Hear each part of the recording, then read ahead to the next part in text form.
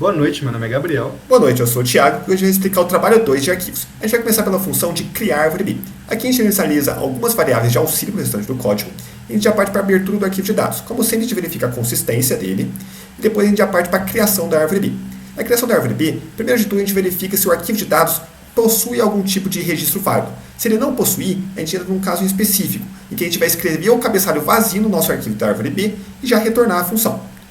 Bom, se existe algum arquivo válido no nosso arquivo de dados, então a gente entra para a primeira inserção na nossa árvore B. Primeira inserção da nossa árvore B, a gente vai ler um registro válido no nosso arquivo de dados, vai armazenar isso numa chave, a chave é composta por um ID e um byte offset, e a gente vai inserir isso num nó. O nó ele vai ser depois escrito na árvore B junto com o cabeçalho. O cabeçalho, por enquanto, está inconsistente.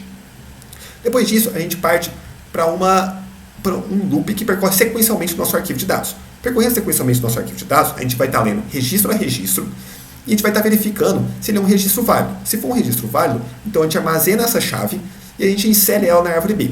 Essa função de insert árvore B é uma função recursiva. Ela basicamente opera segundo o split especificado no nosso trabalho, na especificação do trabalho. A variável result ela vai armazenar o resultado da recursão para o nó raiz. Os resultados possíveis são promoção, não promoção ou erro. Basicamente, o if aqui embaixo vai estar dizendo se houve promoção no nó raiz. O que isso quer dizer? Quer dizer que a gente vai ter que criar um novo nó raiz e ajustar a altura da árvore, que é feito nesse if daqui de baixo. Para toda inserção, a gente vai aumentar o número de chaves no cabeçalho. Se e somente se não houve erro na inserção. Fazendo isso sequencialmente para todos os nossos registros, a gente vai encerrar a funcionalidade reescrevendo o cabeçalho agora como consistente e fechando os arquivos.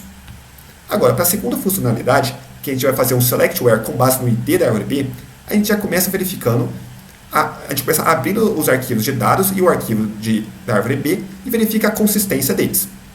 Depois disso, a gente passa para um loop que busca o número de vezes que o usuário especificou. A gente lê o ID que ele passou e já busca na árvore B esse ID. A partir dessa busca, essa é uma função que retorna um byte offset. Se o byte offset foi achado, então a gente printa o registro, caso o registro esteja válido, e se ele não for válido, ou não achou o registro, a gente imprime registro inexistente. E a gente encerra a funcionalidade, fechando os arquivos e destruindo o cabeçalho do arquivo de dados. Já para a funcionalidade de select where, basicamente, então, inicialmente abrimos os arquivos e verificamos a consistência dele para ver se ele está apto para ser lido. Caso ele esteja apto, então, basicamente, fazemos a leitura das flags de itens. Então, lemos cada flag e cada item que a gente quer buscar. Feita a leitura e descoberto quais que são os valores que a gente quer fazer a busca, verificamos se inicialmente é um ID, porque se for um ID, queremos realizar a busca por meio da árvore B. Assim, então, usamos a função busca na chave na árvore B, salvamos esse valor e utilizamos esse valor para printar ele no registro, porque ele foi um registro válido encontrado por meio da árvore B, caso ele tenha sido encontrado.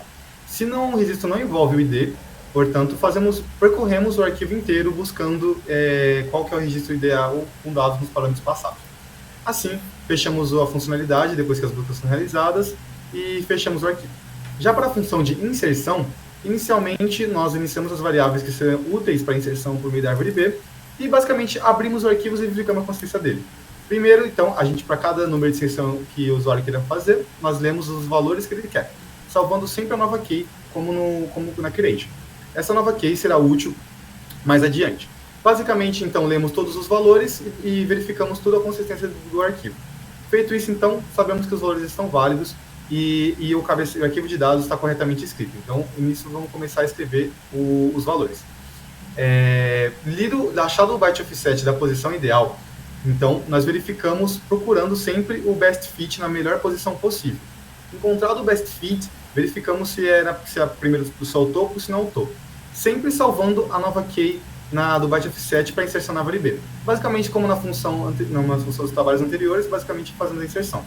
Já na etapa de fazer a inserção na árvore B, basicamente nós usamos a nova key que a gente conseguiu e inserimos por meio da insert árvore B. Caso haja uma promoção, né, como explicado pelo Thiago, essa nova inserção vai utilizar da árvore, verificar a nova altura da árvore, verificar também, atualizar os seus descendentes e atualizar no arquivo da árvore por meio da write-rrn page. Feito isso, então, atualizamos o cabeçalho da árvore, destruímos o cabeçalho e fechamos o arquivo de dados. Assim, a inserção foi corretamente realizada.